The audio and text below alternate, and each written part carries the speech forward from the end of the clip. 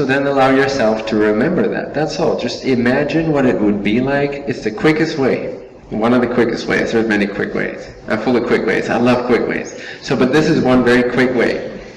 I've always been very lazy, so it just has to be easy. It has to be quick. It has to be effective and sensical. So this makes sense to me. Imagine for a minute. Ask yourself first to be clear on what it is you desire. What is it that you truly desire? Not as a thing out there, but as a state of being. What's the state of being you most desire to be? If you can imagine it, you can be it.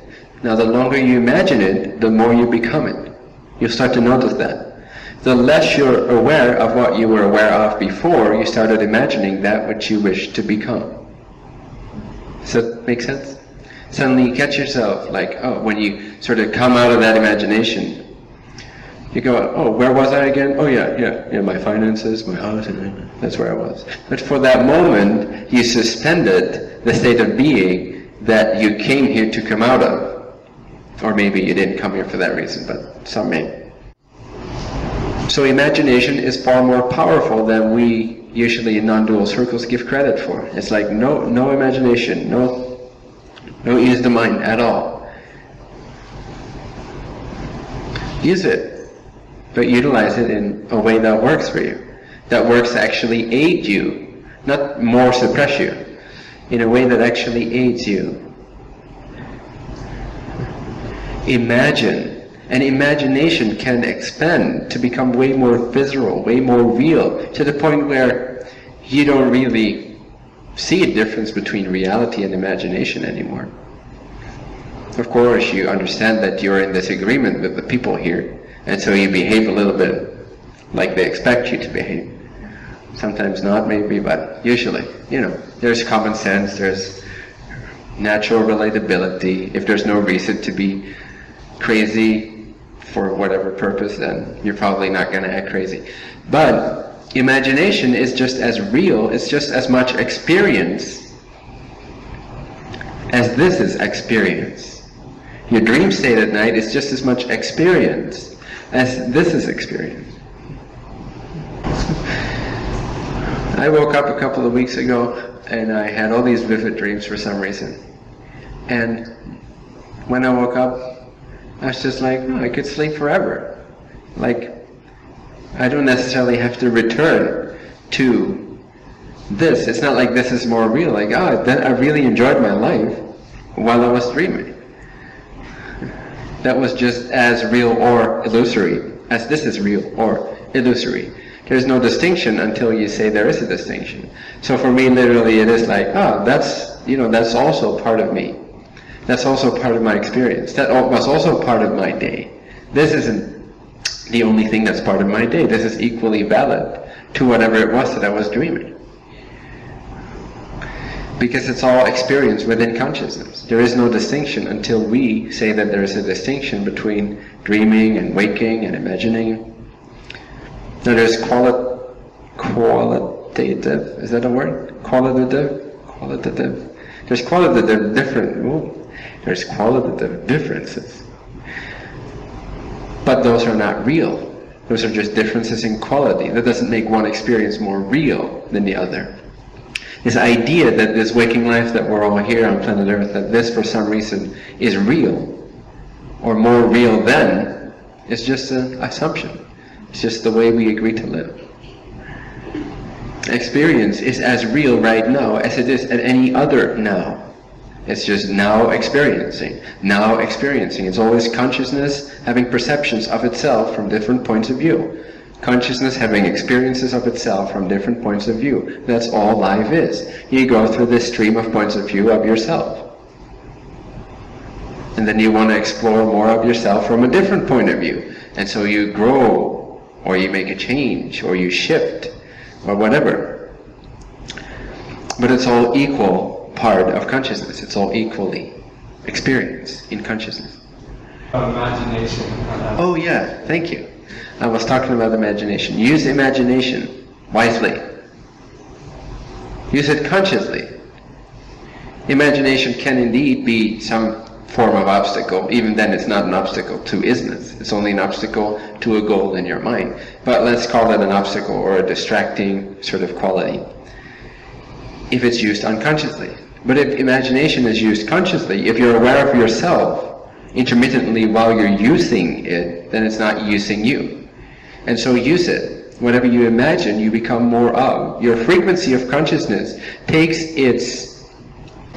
So consciousness takes its lead or its cue from imagination as to where it's going to vibrate.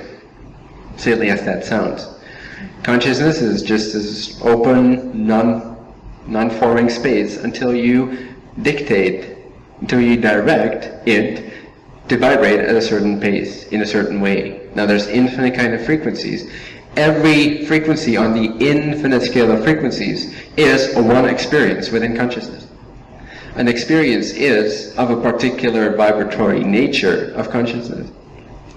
So it's taking its lead from imagination.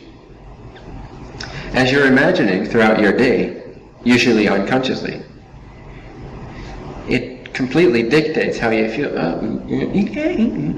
You go all over the place, which is fine. It's not right or wrong, it's just the way it is.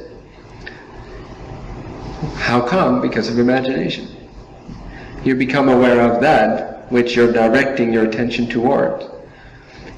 Now what directs your attention, once you're conscious of this process, is that which you truly desire. True desire. When it's unconscious, false desires lead attention into all kinds of frequencies. When there's consciousness of it, when there's an awareness of it, of what's going on, of yourself right here, right now, then it's your true desires that take the lead. That's when your true desires start to shine forth. And your true desire, and everybody has this. Don't pretend to be a yogi that doesn't have any desires, because even they have the desire not to have desires or to sit still for years. So that's their desire. Whatever your heart desire is, which all of us have, otherwise you wouldn't exist as you do, comes to the foreground more and more, and takes more and more the lead as to where it's leading consciousness, both within the world, but more importantly perhaps, within the frequential scale of being. So your experience, your world, your experience of the one life that is all of you, the point of views that you're going to look from are determined either by your false desires if you're unconscious, or by your true desires if you're conscious. Does that make sense? So the more awareness there is, the more self-love, the more relaxation there is. And life is always already relaxed, so all it takes is to notice that that's the case. The more you become the embodiment of that natural isness, that natural state, the more obvious it becomes, the more it stares you in the face. Whatever you're doing, you're just here. It's obvious that it's here, it's here, it's here, it's here, it's here, it is, it is, it is, it is, it is, it is, it is, it is, it is.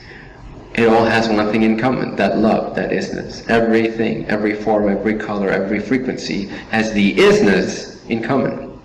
They all are. They're all appearing.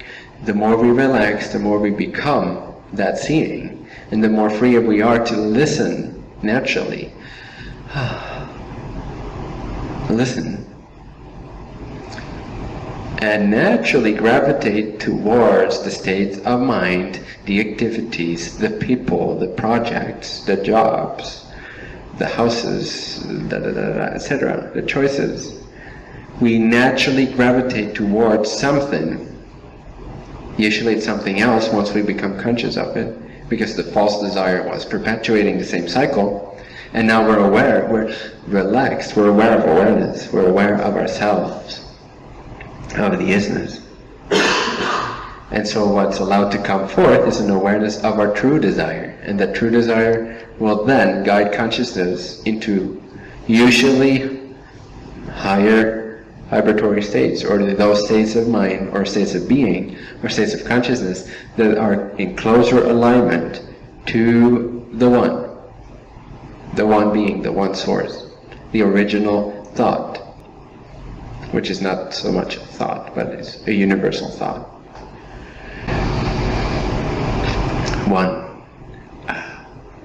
One experiencing and celebrating itself, period. Your life grows in closer alignment to that in a way that's unique to you. So you're here with an original heart desire. Everybody here has an original heart blueprint or desire. That's why you're here. Again, otherwise you wouldn't have created this body. There cannot be a physical body without a desire to experience and celebrate something here in this particular plane of existence. Does that make sense? So we all have a heart desire. We all have a core frequency in this life, if you will. A guiding resonance, a guiding gravitational pull.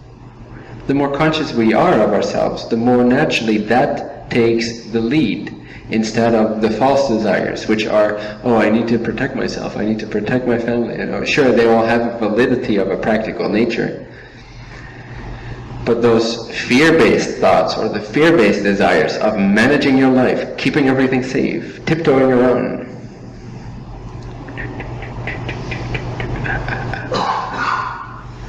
those desires more and more dissolve because they're based on not being aware of yourself. They're based on not loving yourself. And the more you're aware of yourself, the more you relax into yourself, the more you love yourself by simply noticing the love that's already loving itself.